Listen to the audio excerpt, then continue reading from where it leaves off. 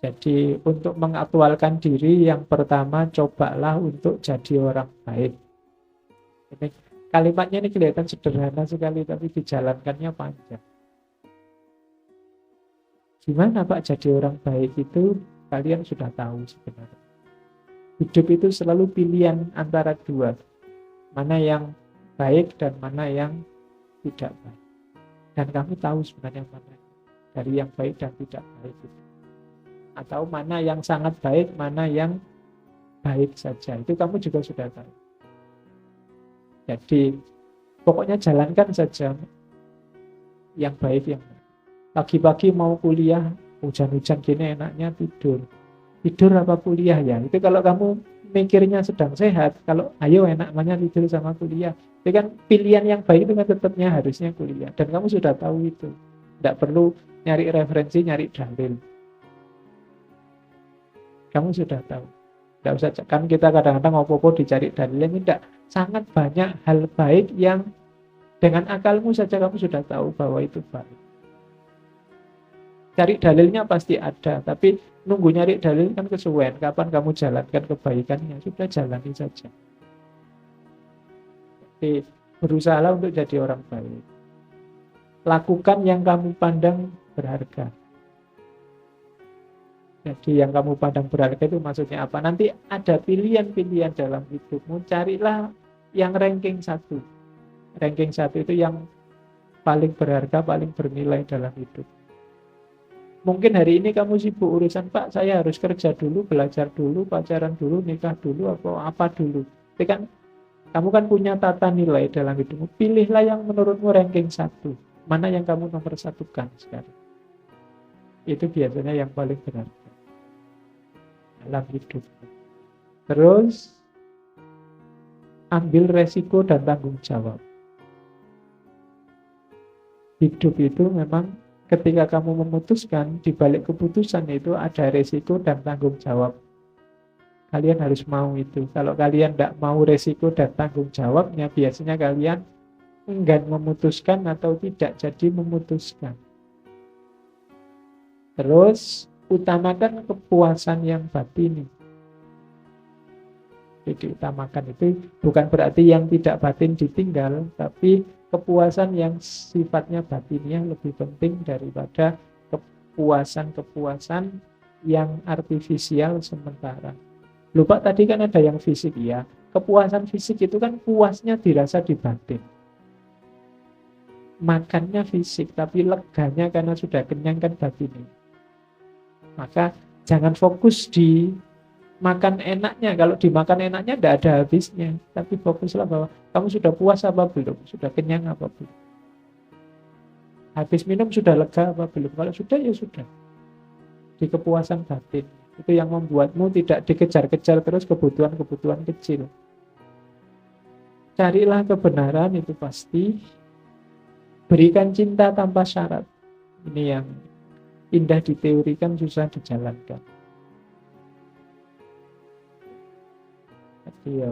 Karena cinta itu sebenarnya belum bisa disebut cinta kalau masih ada syaratnya. Jadi kalimat itu sebenarnya agak ambigu. Ya, berikanlah cinta saja sudah cukup, karena kalau masih ada syaratnya belum bisa disebut cinta.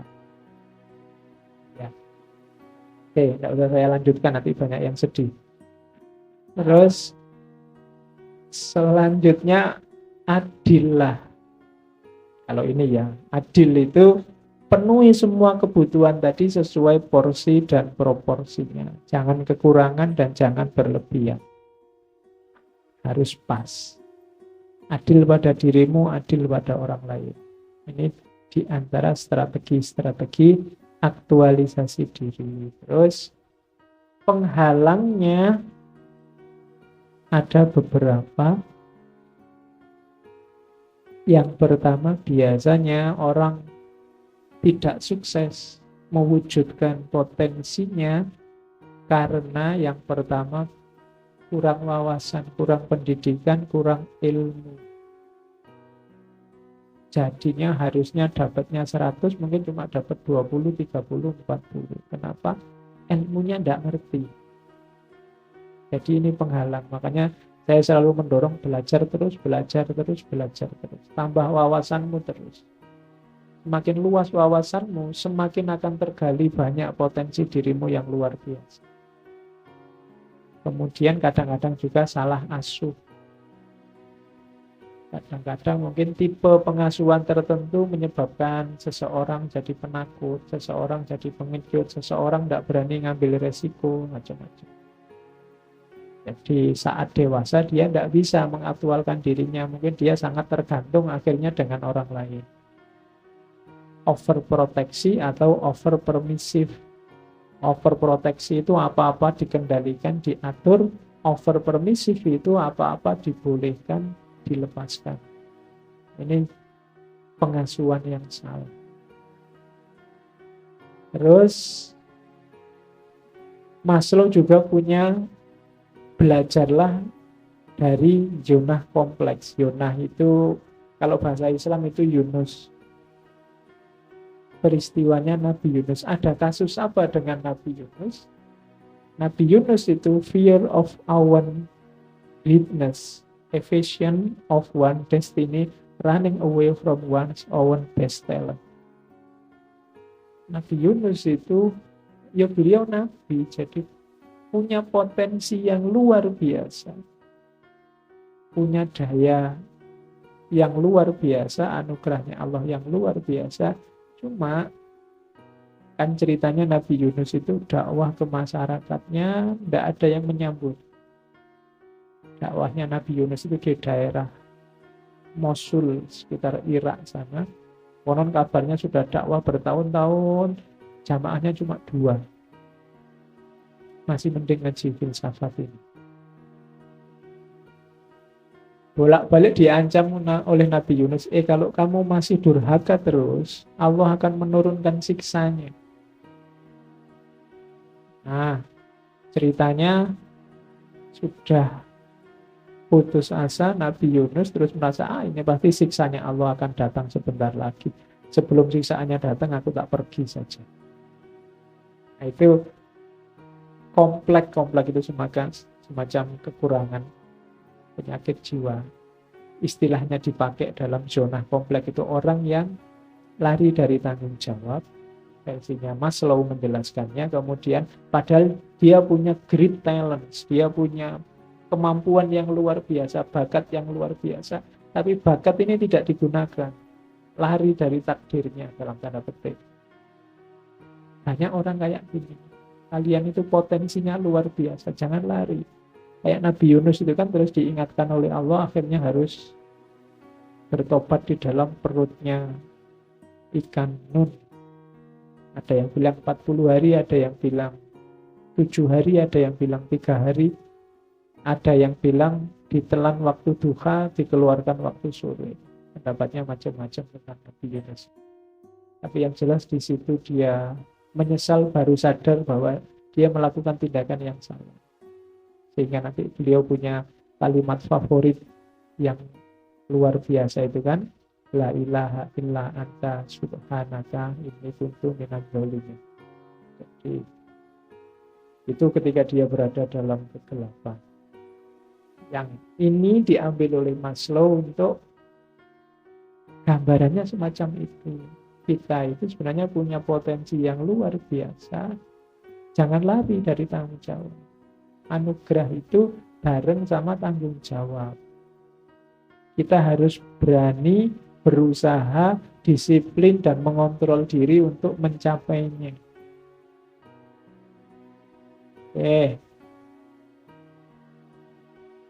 Ini saya singgung sedikit, bagi yang tertarik bisa diteliti.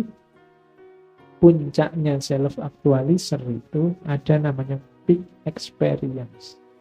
Ranahnya adalah ranah spiritual. Peak experience ini atau pengalaman puncak ini sama kalau di agama kalian menyebutnya kasyaf, ekstase. Jadi pengalaman rasa yang luar biasa, nikmat luar biasa, keterpesonaan yang luar biasa yang sifatnya religius mistik. Jadi yang Saking luar biasanya merasa dirinya ini sudah tidak penting lagi. Tergantikan oleh rasa nikmat, rasa keterpesonaan yang luar biasa. Jadi itu namanya peak experience, pengalaman puncak. Sifatnya ineffable, tidak terkatakan. Noetik. Jadi noetik itu dari bahasa Yunani artinya intuitif. Tidak pakai akal, tidak pakai panca indera, pokoknya rasanya luar biasa. Dan transien, transien itu ya tidak terus-terusan begitu. Kalau sudah jangka waktu tertentu, mungkin 10 menit, mungkin setengah jam, ya sudah kembali ke asal. Jangan dibayangkan orang ekstasi itu terus ekstase, terus ma'rifat, terus yonda. Sifatnya transien. Transien itu rasa bersatu dengan sesuatu yang luar biasa itu sementara. Ya nanti kembali lagi pasti dalam kesadarannya. Dan pasif. Pasif itu dia menerima saja pesona yang luar biasa itu. Nah ini kalau dalam tasawuf ya, saya bilang tadi kayak tasawuf, musyahadah. Bahasanya Maslow, peak experience. Itu jenjang tertinggi dari self-actualization. Boleh yang suka dengan kajian tasawuf, dengan kajian agama, boleh dijelajahi penjelasannya Maslow tentang peak experience. Jadi tidak cuma dalam tradisi sufi, ternyata dalam tradisi psikologi barat juga ada pandangan tentang pengalaman puncak. Kapan-kapan ya, ternyata sejak kemarin filosof-filosof ini punya pandangan yang luar biasa tentang agama-agama.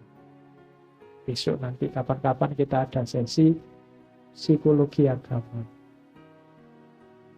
Oke. Nah, pada akhirnya kewajiban kita adalah aktualisasi diri. Menjadi diri yang sepenuhnya sekarang.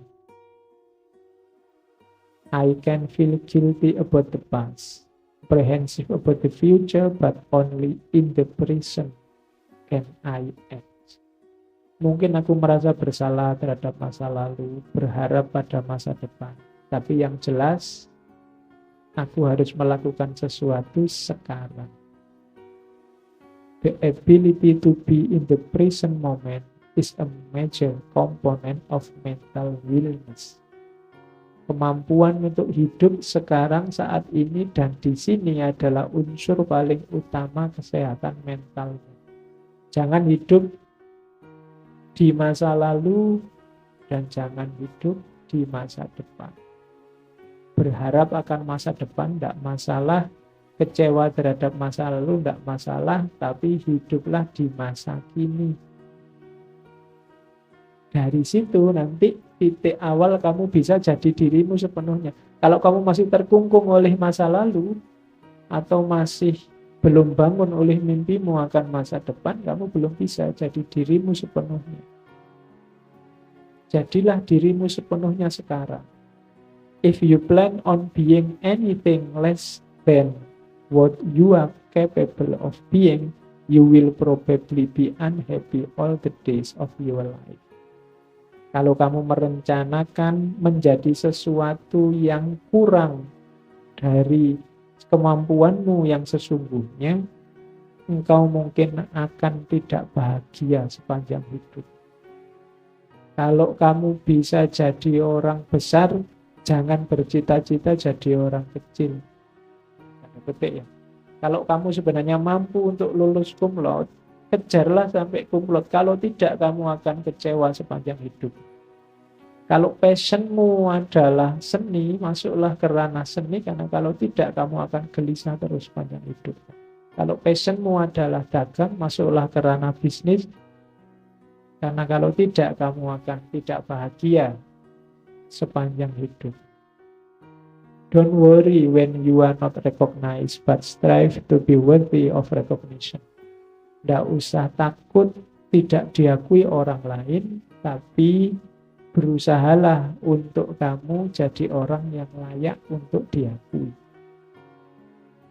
Kalimatnya bisa kamu pahami langsung meskipun harus dipikir sebentar. Jangan takut tidak diakui orang, tapi bentuklah dirimu jadi orang yang layak diakui. Berarti apa? Kamu tidak usah butuh pengakuan. Jadikan dirimu sesuatu. Bahkan be independent of the good opinion of other people. Tidak usah kamu terlalu mempertimbangkan. Independen itu kan bebas dari pandangan orang lain, termasuk pandangan baiknya orang lain.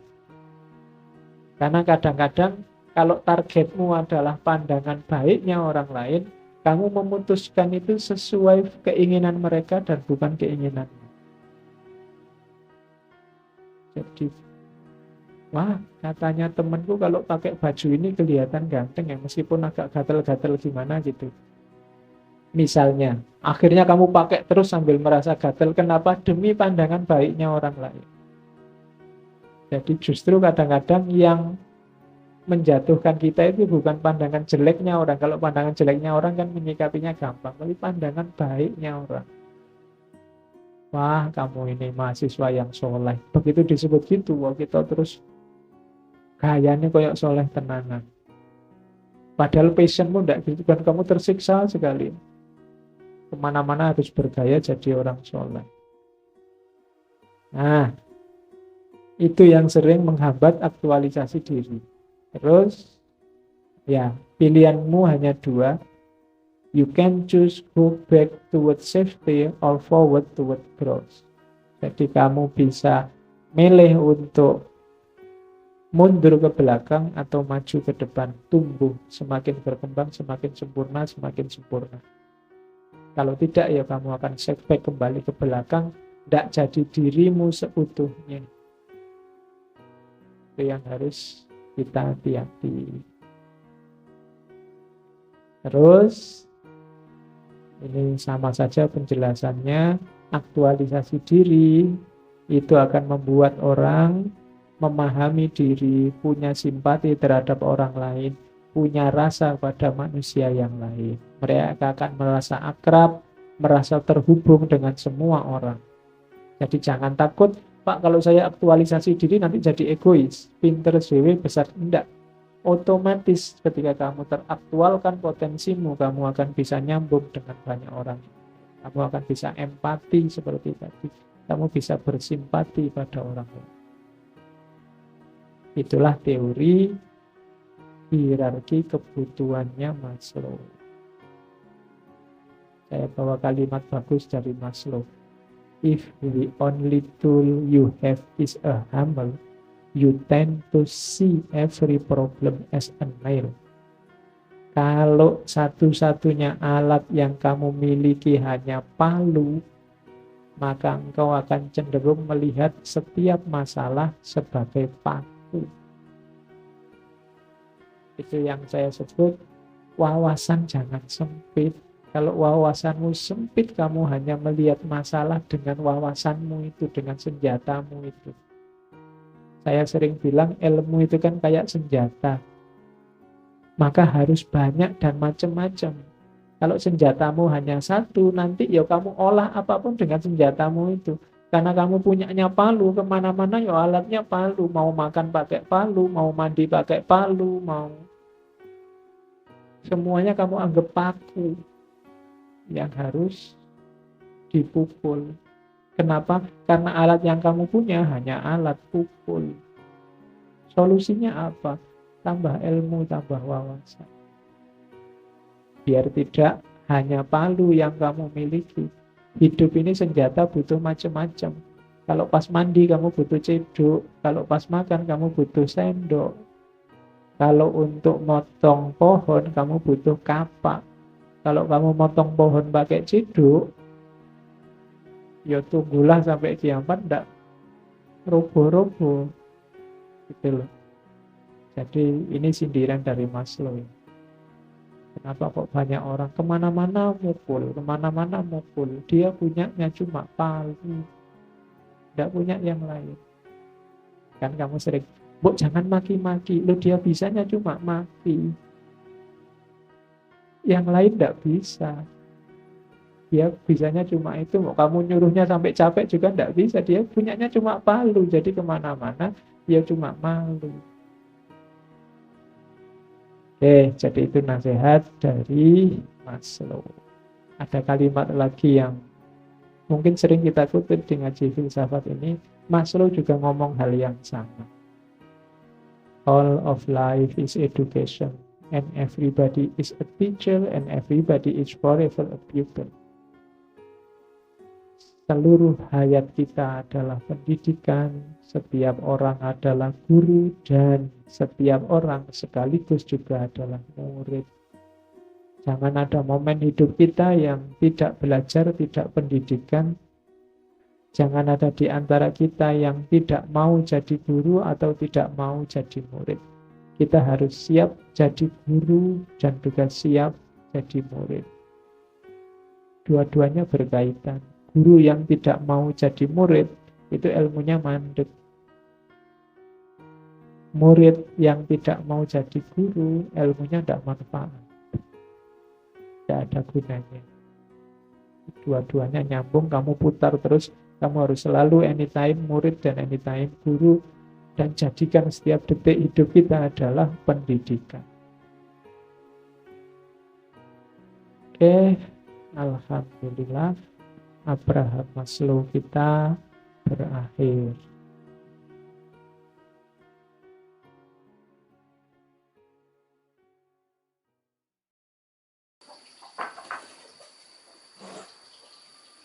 Halo.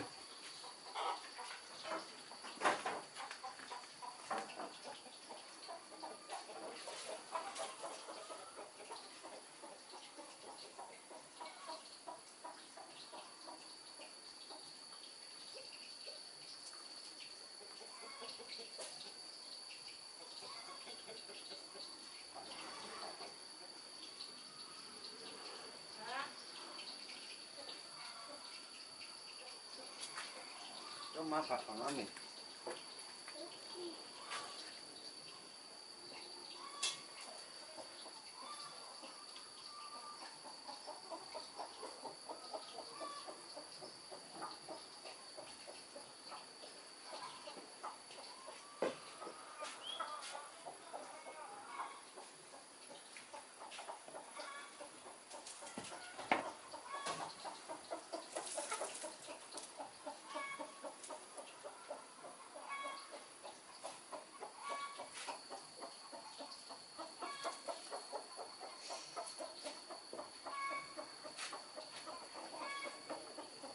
Usahanya Mayu.